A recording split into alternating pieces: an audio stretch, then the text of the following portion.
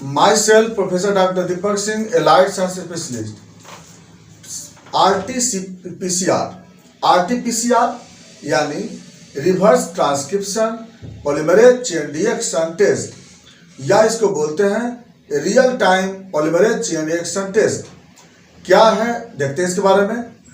SARS-2 एक virus है जिसको हम लोग सब एक्यूट रेस्पिरेटरी सिंड्रोम वायरस 2 बोलते हैं, जिसको हम कोविड-19 के भी नाम से जानते हैं।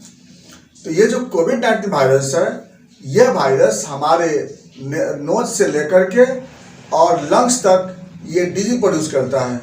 इसको जांच करने के लिए, और इसका जो सिम्टम है आप लोग जानते ही होंगे।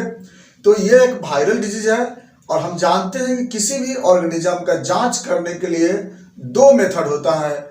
एक जो सबसे ऑथेंटिक एंटीजेन से जांच करते हैं, और दूसरा एंटीबॉडी से जांच करते हैं। तो एंटीजेन का टेस्ट सबसे ऑथेंटिक होता है एंटीबॉडी से, क्योंकि एंटीबॉडी कभी भी, आज जैसे कोई ऑर्गेनिज्म मेरे बॉडी में एंटर किया है तो वो 3 दिन के बाद वो एंटीबॉडी बनता है। तो आज बाद में कोई पेशेंट को जांच करके देखना हो तो हमें पता नहीं चलेगा। और दूसरी बात है कि अगर पेशेंट ठीक भी हो जाता है ना, उसके बाद भी एंटीबॉडी का लेवल हाई रहता है, तो उस कंडीशन में आपको बाद तक पॉजिटिव आता रहता है। इसीलिए एंटीबॉडी के टेस्ट से ज़्यादा ऑथेंटिक होता है एंटीजेन का टेस्ट, और पीसीआर जो होता है वह एंटीजेन का ही टेस्ट होता है। अब इस बात को तरह समझ में आ गया कि RT-PCR यह ऑथेंटिक जांच है। इससे हमको क्लियर पता चलता है कि डिजीज बॉडी में है या नहीं है। नंबर 2, दूसरी बात है कि जैसे हम जानते हैं कि जो कल्चर सेंसिटिविटी के नाम सुने होंगे आप लोग। कल्चर सेंसिटिविटी यानी कल्चर में क्या करते हैं कि किसी भी ऑर्गेनिज्म को 1-2 बैक्टीरिया बॉडी में अगर रहता है यूरिन में, जैसे आपका यूरिन का कल्चर कराते हैं ना किस तरह से, तो उसमें क्या होता है, कल्चर क्यों करते हैं कि 1-2 बैक्टीरिया अगर यूरिन में रहता है तो वो पता नहीं चलता है। तो उसको हम क्या करते हैं कि लार्ज अमाउंट में उसको हम लोग क्या करते हैं ना, ग्रोथ करा लेते हैं। अब तब उसको आसानी से ग्राम स्टेन कर करके, और उसको, या फिर अगर बाय द वे कोई और डिजॉर्डर है जैसे AFB भी करा सकते हैं, और उसके बाद हम पता लगाते हैं। यानी कल्चर क्यों करते हैं, यानी उस ऑर्गेनिज्म को एक से ज्यादा बनाने के लिए। तो कल्चर में वो क्या होता है कि ज्यादा नंबर बढ़ाने के लिए कल्चर करके अब तब उसको हम लोग पता लगाते हैं। सेम उसी तरह से जो PCR जांच होता है, इसमें भी हम लोग क्या करते हैं कि 1-2 अगर वायरस होंगे तो वो पता नहीं चल पाता है, तो उससे ज्यादा वायरस बना करके अब तब हम डायग्नोसिस करते हैं डिजीज को। उसी को हम लोग बोलते हैं RT-PCR।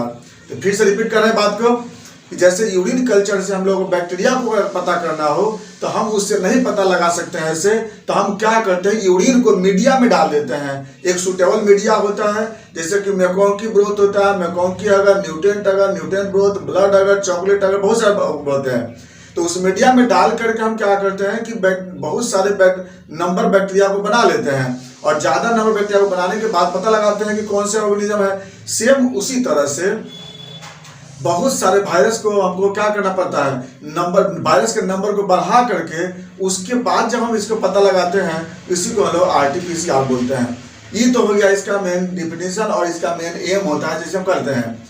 अब दूसरी पॉइंट आप तक बात करते हैं, इस पे हम बात करते हैं थोड़ा सा कि अब जैसे कोई DNA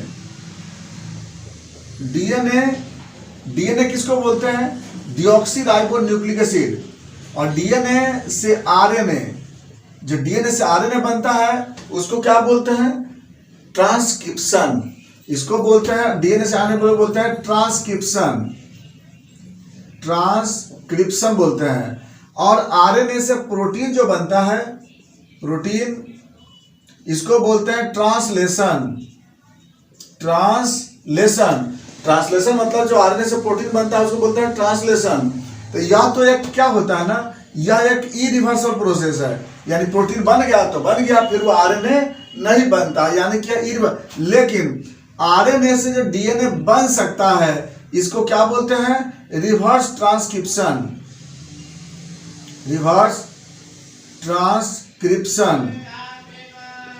इसको बोलते हैं रिवर्स ट्रांसक्रिप्शन, यानी DNA से RNA बनने को बोलते हैं ट्रांसक्रिप्शन, और RNA से DNA को बोलते हैं रिवर्स ट्रांसक्रिप्शन, और DNA से DNA को बोलते हैं रेप्लिकेशन। रेप्लिकेशन। तो इतना याद रखना होगा हमें, क्योंकि ये बात को समझना बहुत जरूरी है, क्योंकि कभी भी हम आरएनए को पॉलीमराइज नहीं करते हैं। हम जब भी पॉलीमराइज करते हैं तो डीएनए को करते हैं। तो हमें मजबूरी में क्या, अभी हम क्या बोले थे कि हमें लार्ज अमाउंट वायरस को पता करना है। तो ज्यादा अमाउंट वायरस को पता करने के लिए क्या करना पड़ेगा, क्या करना होगा आपको कि ज्यादा अमाउंट में आरएनए बनाना होगा। तो ज्यादा अमाउंट में आरएनए बनाएंगे कैसे हम, क्योंकि आरएनए तो पॉलीमराइज करता नहीं है। लेकिन बड़ी गौर से हम अभी बोले थे ना कि एक बैक्टीरिया से बहुत बैक्टीरिया बनाने को क्या बोलते हैं, कल्चर बोलते हैं। तो क्यों कल्चर करते हैं, क्योंकि बैक्टीरिया ज्यादा बनाने से क्या होगा हमें कि हम बैक्टीरिया को आराम से पता लगा सकते हैं। तो उसी तरह से यहाँ एक वायरस अगर नाक में नहीं छुपा हुआ है, हम कैसे पता लगाएंगे उसको हम वही वायरस है। तो इसके लिए हमें क्या करना होगा कि ढेर सारा वायरस बनाना होगा, ढेर सारा वायरस बनाना होगा। और हम जानते हैं कि जो कोविड-19 का वायरस होता है इसमें जेनेटिक मटेरियल आरएनए होता है। जेनेटिक मटेरियल क्या होता है इसका, आरएनए, सिंगल स्ट्रैंडेड आरएनए। अब देखिए ये वायरस है, यहाँ पर वायरस का यहाँ पर स्पाइक प्रोटीन है। अब ये है वायरस। अब क्या है कि अब ये वायरस को हमको क्या करना है ना, एक वायरस से हमको ज्यादा वायरस बना करके अब तब डिटेक्ट करना है। जिस मशीन के द्वारा जांच करते हैं, उस जो पीसीआर मशीन होता है उसके द्वारा हमको जांच करना है कि कितने वायरस हैं या वायरस है कि नहीं है। अब देखिए बात, अब ये वो वायरस है पता नहीं चलेगा, तो हमें क्या करना होगा, बहुत सारा वायरस बनाना होगा। तो बहुत सारा वायरस बनाने के लिए क्या करना होगा, अब आरएनए क्या होगा, अब आरएनए तो पॉलीमराइज करता नहीं है, आरएनए तो फिक्स है। अब पॉलीमराइज करेगा कौन, तो पॉलीमराइज तो डीएनए करता है। अब बड़ी गौर समझिए आप गौर से कि हमें मशीन में जांच करना होगा। तो अगर एक सिंगल बहुत कम वायरस होगा, एक दो वायरस होगा तो पता नहीं चलेगा। तो हमको बहुत सारे वायरस बनाने के लिए क्या करना होगा, हमको जानते हैं कि रेप्लिकेशन तो आरएनए नहीं करता है। तो अब मजबूरी में क्या होगा हमें कि इस आरएनए को हमको डीएनए बनाना पड़ेगा। गौर समझिए बात को, इस आरएनए को हमें डीएनए बनाना पड़ेगा। और डीएनए बनाने के बाद फिर तब जाकर के हम लोग क्या करेंगे, इसके कॉपी को देखेंगे कि कितना यह वायरस है, और तब पता लगाते थे। इसको क्या बोलते हैं कि यही आरएनए से फिर डीएनए बना करके और जब बीमारी को पता लगाते हैं, इसीलिए इसको बोलते हैं reverse transcription polymerase chain reaction test, RT PCR इसलिए बोलते हैं। तो क्या बोले हम लोग, क्योंकि हम पहले बोले हैं कि इस वायरस को हमको मल्टीप्लाई एम्पलीफाई करना है, हमको ज्यादा अमाउंट पता लगाना है। तो ज्यादा अमाउंट पता लगाने के लिए हम क्या बोले हैं, आरएनए रेप्लिकेट करता नहीं है, रेप्लिकेशन किसकी होगी, डीएनए का। तो इसलिए हमें क्या करना पड़ेगा, हमें मजबूरी में डीएनए बना करके अब तब इसको जांच करना है। तो इसके लिए हम क्या बोलते हैं, इसलिए इसको बोलते हैं reverse transcription polymerase chain reaction test. यहाँ तक बात समझ में आ गया। तो ये था इसका मेन इंट्रोडक्शन, जिसको हम लोग आरटी-पीसीआर बोलते हैं। अब हम लोग नेक्स्ट पॉइंट सेकंड आते हैं कि इसके लिए हमें सैंपल क्या लेना है। तो इसके लिए सैंपल लेते हैं हम लोग, वह है नेजल सिक्रीशन या ओरो सिक्रीशन, नेजोफेरिंजियल सिक्रीशन या ओरोफेरिंजियल सिक्रीशन लेते हैं। क्यों, क्योंकि जो वायरस है वह नाक के म्यूकस मेम्ब्रेन में ग्रो करता है। तो जो डिस्चार्ज होगा उसमें वायरस मिलेगा। फिर से बात समझना है गौर से कि जो वायरस होता है वह नोज के म्यूकस मेम्ब्रेन में चला रेप्लिकेट करता है। तो वहां पर वायरस जो होता है, जो नोज से डिस्चार्ज होगा उसमें यह वायरस मिलता है। तो अब देखो हमको पता करना है ना कि वायरस कितना है कि नहीं है। तो इसके लिए हमको क्या करना होगा, तो पहला क्या आप क्या करेंगे कि जो स्वाब से लंबा सा स्वाब होता है इलास्टिक वाले, उससे हम लोग क्या करते हैं कि नेजोफेरिंग से या ओरोफेरिंग से हम लोग क्या करते हैं, स्वाब ले लेते हैं। उसको हम लोग बोलते हैं कलेक्शन बोलते हैं। तो नेजोफेरिंजियल सिक्रीशन वहां से ले लेते हैं, यानी जो भी हमें नोज का सिक्रीशन कुछ मिलता है या ओरल का सिक्रीशन कुछ होगा, तो उसको हम लोग क्या करते हैं, हम लोग एक स्वाब से कलेक्शन कर लेते हैं। पहला स्टेप हुआ। अब जो जांच जो करते हैं, इस जांच करने के लिए क्या करना पड़ता है, तो सबसे पहले हम करते हैं क्या है कि एक छोटा सा क्यूवेट में इसको डालते हैं और किसको, जो सॉल्यूशन लेते हैं, जो हम सैंपल लिए हैं उस सैंपल को इस क्यूवेट में डालते हैं। और डालने के बाद सबसे पहले क्या करते हैं कि इसके अंदर का जो प्रोटीन और फैट है उसको पहले डिजॉल्व करा देते हैं केमिकल डाल करके, और इसमें प्रोटीन और फैट को डिजॉल्व कर देते हैं। डिजॉल्व करने के बाद अब आपका सिर्फ इसमें क्या बच जाता है, ओनली रह जाता है इसमें क्या चीज, सॉरी इसमें अब क्या रह जाएंगे सिर्फ इसमें, अब इसमें आपको रह जाएंगे सिर्फ ओनली वायरस रह जाएंगे इसमें। अब क्या रह जाएंगे, आरएनए वाले वायरस रहेंगे। अब आरएनए वायरस की रह गया इसमें। अब चलिए, अब एगो दूगो वायरस है, अब पता तो चलेगा नहीं कितना है कि नहीं है। अब क्या करते हैं कि इसके क्या करते हैं, इसमें हम लोग कि इसमें डाल देते हैं हम लोग रिवर्स ट्रांसक्रिप्टेज एंजाइम डाल देते हैं। क्या डाल देते हैं? रिवर्स ट्रांसक्रिप्टेज एंजाइम डाल देते हैं। तो रिवर्स ट्रांसक्रिप्टेज एंजाइम डालने से क्या हो जाएगा? आरटी एंजाइम, आरटी डालने से क्या हो जाएगा? अब इसके अंदर जो था ये, अब ये बन गया डीएनए। क्या बन गया? डीएनए। अब डीएनए बन गया। अब क्या होता है अब इसमें कि जो बनता है न्यूक्लियो, या तो आपको बनता है प्रोटीन से, जिसको न्यूक्लियोप्रोटीन बोलते हैं, और उसका जो बनता है बेस से बनता है। अब बेस में क्या रहता है? डीएनए में रहता है एडेनिन के साथ थाइमिन, और गुआनिन के साथ साइटोसिन, और आरएनए में रहता है एडेनिन के साथ यूरासिल, और गुआनिन के साथ होता है साइटोसिन। तो इस ढंग से होता है अरेंजमेंट किसके अंदर? जेटी मटेरियल के अंदर है। तो अब क्या होता है कि यहां पर हम बना लिए डीएनए। अब क्या करते हैं कि इसमें डाल देते हैं प्राइमर। प्राइमर डाल करके हम लोग क्या करते हैं कि इसको पहले क्या करते हैं? एम्पलीफाई कर देते हैं। देखना हमें है कि कितना इसमें एम्पलीफिकेशन हो रही है। तो प्राइमर डाल करके और लोग क्या करते हैं, इसमें लोग एम्पलीफाई कराते हैं। सबसे पहले हम लोग 95 डिग्री सेंटीग्रेड पे करते हैं, फिर उसके 55 डिग्री ग्रेड पे करते हैं, फिर उसके बाद लोग 75 डिग्री सेंटीग्रेड पे करते हैं इसको। तो इसको एम्पलीफाई करने के लिए डिफरेंट टेम्परेचर को क्या करते हैं हम लोग? सेट कर करके, और इसको हम लोग एम्पलीफाई करते हैं। अब इसके बाद क्या होगा कि आपके जो क्यूबेट में और ढेर सारा इसमें क्या हो जाएगा? डीएनए बन जाएगा। इसमें बहुत सारा डीएनए बन जाएगा। अब कितना है वो तो देखना हमें। तो अब इसके बाद क्या करते हैं? अब इसमें डालते हैं फ्लोरोसेंट डाई डालते हैं। फ्लोरोसेंट डाई क्या करेगा कि फ्लोरोसेंट डाई क्या होता है? स्पेसिफिक बनाया गया है, उस वायरस के लिए स्पेसिफिक प्रोटीन का बनाया जाता है। तो अब यहाँ पे डालते हैं फ्लोरोसेंट डाई डालते हैं। अब फ्लोरोसेंट डाई डाल करके और हम लोग एक देखते हैं कि इस साइकिल में कितना वहां पे डीएनए बनते हैं, कितना वहां पे डीएनए प्रोलिफरेट हुआ है। तो एक साइकिल में जितना वहां पे प्रोलिफरेट होता है, जैसे एक साइकिल में कितने थ्रेशोल्ड होते हैं, तो 1 साइकिल में 1 मिलियन बन रहा है, 2 साइकिल में 2 मिलियन बनेगा, 3 साइकिल में 3 मिलियन बनेगा। तो हमको ये देखना होता है कि पूरे हम 35 साइकिल लेके जाते हैं।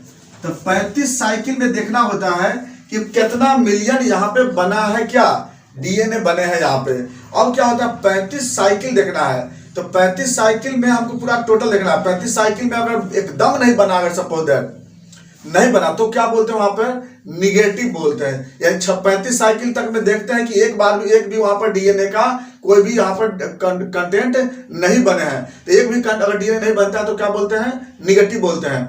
लेकिन अगर बाय द वे पता चला कि 34 साइकिल में जा करके वहां पे कुछ डीएनए वहां मिल रहे हैं, इसका मतलब है तो, लेकिन बहुत नेग्लिजिबल बोलेंगे इसको हम।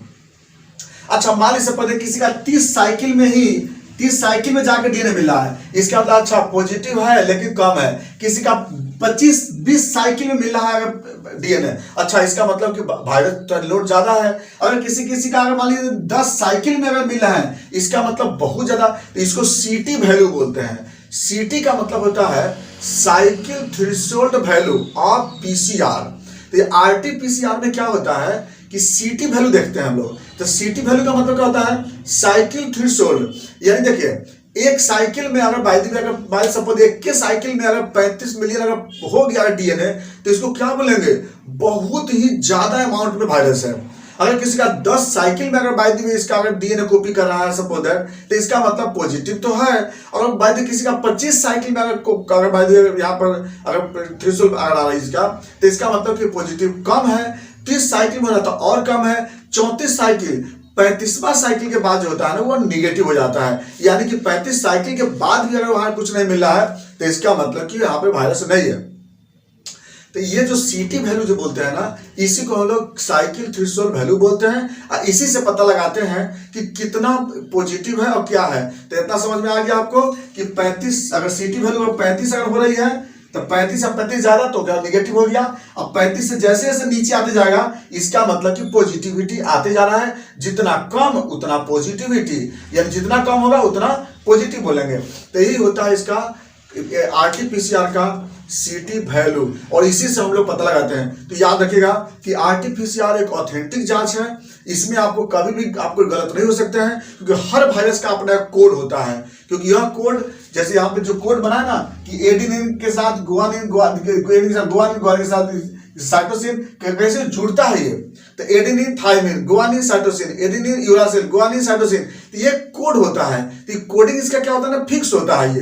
तो इसी तरह से ये जो जांच होता है ना RT-PCR, ये कभी गलत नहीं हो सकता है, ये ऑथेंटिक जांच है। और इसी से हम लोग सिविरिटी देखते हैं, इसी से फिर हम लोग क्या करते हैं, उसका इलाज चलता है कि पेशेंट को इलाज कैसे करना है, कितना मैनेजमेंट रखना है, क्वारंटाइन रखना है, क्या करना है, आइसोलेशन करना है, सारी बातें इसी पे RT-PCR पे निर्भर करता है। तो ये था RT-PCR और यही था इसका CT वैल्यू। तो अब बात करते हैं फिर आगे नेक्स्ट वीडियो में। Thanks for watching.